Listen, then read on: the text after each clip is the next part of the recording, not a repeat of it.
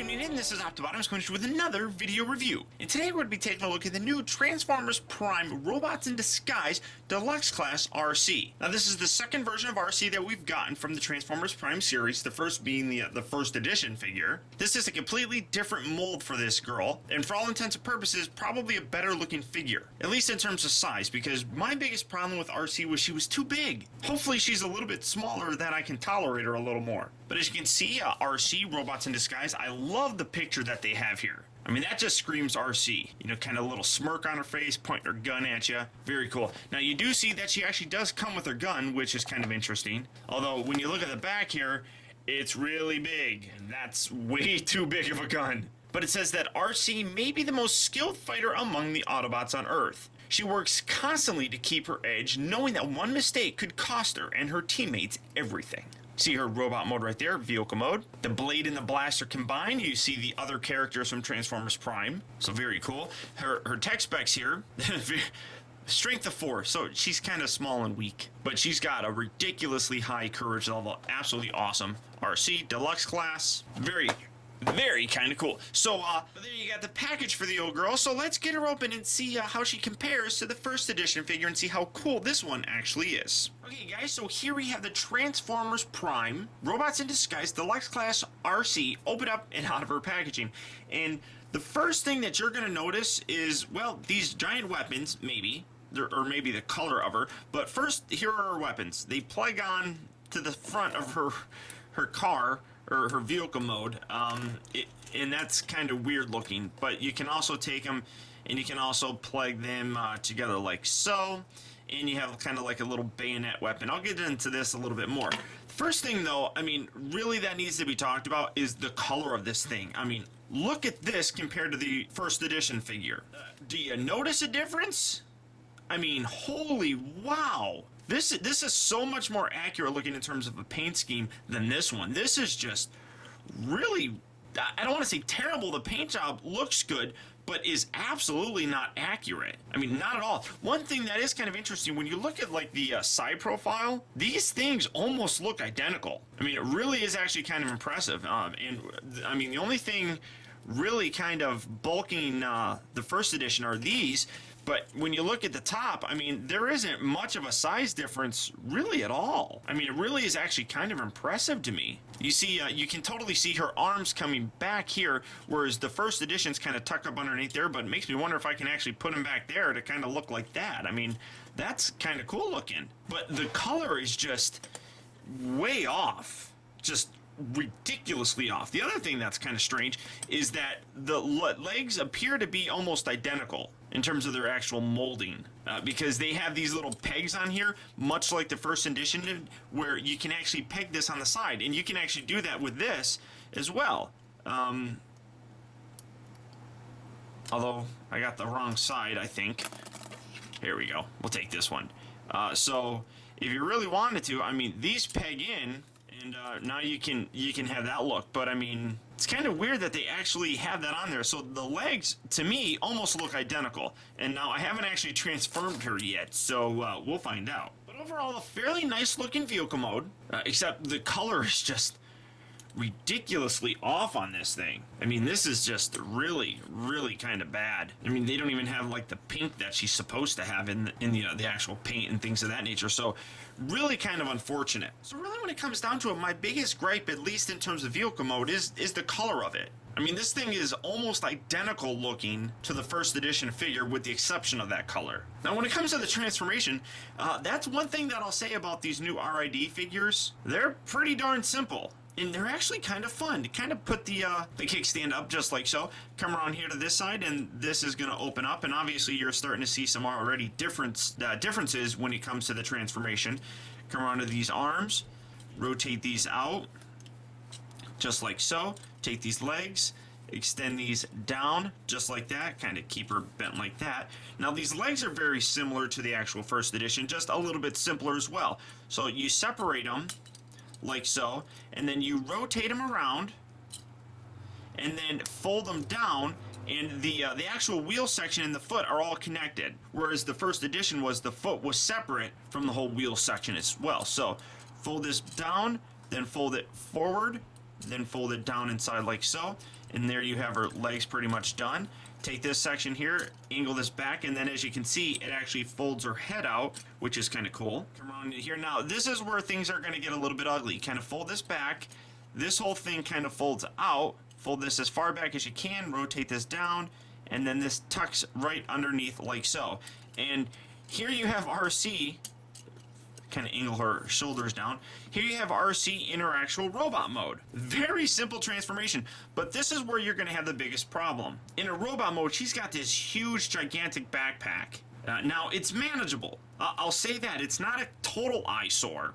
I do kind of wish that these, you know, could, like, say, rotate around or something, kind of fold down here. But it's not too terribly bad, and I'm happy that they actually removed these from her arms, because now her arms have a full range of motion without any kind of problem. And I absolutely love that.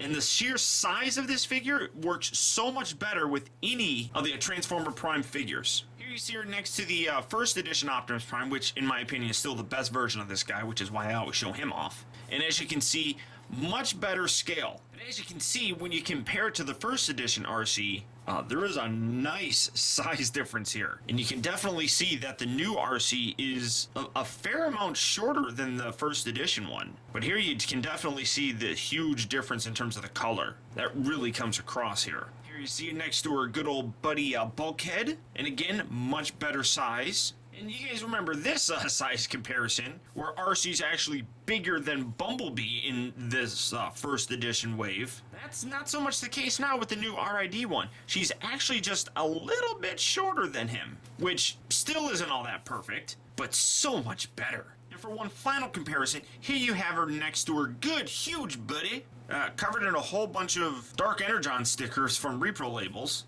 Here's the first edition Cliffjumper, and they're just about the exact same height, and he's kind of a small deluxe. Now, in terms of her articulation, her head's on a ball joint, so you get a nice range of motion. You can kind of get her looking whatever. She's got really great light piping. The entire back of her head is just light piping, so you can really see her blue eyes come through. I mean, without even putting any extra flashlight there, my actual lights from my review area are really making them glow very nicely. Her arms are on ball joints here up at the shoulder, so good range of motion there. Her arms at the elbows are also on ball joints, as well as her hands, so you get a perfect range of motion there, at least in my opinion. You can really kind of do whatever you want with it. Absolutely cool. Now, without having those pieces attached to her upper shoulder, you get a wonderful range of motion without any kind of problem. So I really, oh look, she's got a shield, a face shield. Well, that's what we'll call it. So I mean, you can move these around, and I guess you can make her have wings, I suppose. Whatever you really want to do. I mean, it is kind of ugly, and you can put it back like that. You can kind of flare it out to the side. It really kind of depends on how you want to display it. And honestly, it's not as bad in person. I know it's probably coming across very bad on the video, but really in hand, I really don't think it's all that bad. Like I said earlier, it's manageable. Nothing at the waist. Her hips here are on ball joints. She bends at the knee, and then nothing else in the foot. So, I mean, she's got some big old feet, so you can get a nice range of motion. Really kind of cool poses. In terms of her accessories, here's her cannon. Much like Optimus Prime, she can hold it here, but she's also got this section here where her arm can transform into it. That's just way too effing big, in my opinion. I mean, that's ridiculously big, like stupidly big. But I don't know. I guess maybe you can. Nah, you can't even plug it in there. But, I mean, this is really stupidly big. And then you can take these blades, you can peg these into the side of her arms, just like so. So she has her blade weapon, which looks a lot better. It's smaller than these ones and look a whole lot better. Now, again, if you really wanted to, you can, well, put this one on. These will peg in here as well. So you can have her dual bladed if you really want, but this blade just looks so much better. It's a much smaller blade and just looks cooler. But the gun really is really kind of derpy. That's what I'm going to call it. I mean, it's a BFG. That's what we're going to call it, BFG. Not a transformer back, just kind of straighten out these arms. I had them all kind of goofy. Straighten this out, kind of bring this up, bend her at the waist. That's going to tuck her head back underneath. Rotate this around like so, and that's going to come all the way in just like that. Bring her arms, rotate them around, and you're going to see a little tiny indentation here that's going to tab on the inside there. So just bring that in. Then you kind of angle her shoulders up, because normally they're down like so. So just slightly push them up, rotate this around, peg that in, bring your hands around and just kind of position them underneath her seat so they're kind of like so. Separate her legs, rotate that out, rotate that back up, rotate that down, back up, then bring these together and these tab together and just give them a squeeze all the way around. Squeeze up here, angle them up just like so, then bring these back, and they're going to have a little whole section right here and a little tab on the inside. That tabs in, that tabs in, and here you have Arcee back in her motorcycle mode. But here you have one final comparison with the Entertainment Pack Jack figure, just so you can kind of see what's going on. Now, in terms of the actual vehicle mode, this thing I have no problem with, really. The vehicle mode on the original first edition one I thought was wonderful. And this one just looks even better. They eliminated these giant things, and I mean, they still had the pegs for them there, but by eliminating those, it really kind of streamlined her look, and I think it looks a lot better. Even on the first edition one, I really thought that it looked better when these weren't attached to her. My biggest gripe is the color of this. Without a doubt, this is a completely inaccurate look to her color. Something that I really do hope that the Takara version replaces and fixes the way it should be. The transformation on it is really simple, but really fun. Before doing this review, I had to transform my first edition Arcee back into the actual vehicle mode so I can show that in terms of a comparison. And I forgot how much kind of a pain in the butt that one kind of is to transform, especially in this area when you're trying to bring down her little booby plates. The transformation on this one is, in my opinion, far superior to that first edition. In robot mode, she looks a lot better, mostly because of her scale. She's a little bit smaller, about a head or so shorter, and that just translates so much better in terms of a display. The biggest problem would be her back kibble, which, as I said, is manageable and doesn't really look all that bad when you actually have it in hand. But it's definitely something to be aware of. I mean, the first edition one had kind of ugly back kibble too. The biggest difference is she's got the wings kind of flailing out to the side. But without a doubt, guys, I highly recommend picking this one up. This might be the first RiD figure that we've gotten, that we also got with first edition, that I prefer over the first edition. I really have no doubt that Takara is going to make a better painted one, so I'm really kind of looking forward to that one as well. But until we get that one, this one's going to have to do. So until next time, guys, I want to thank you for tuning in. This has been Optibotimus. I'll talk to you later.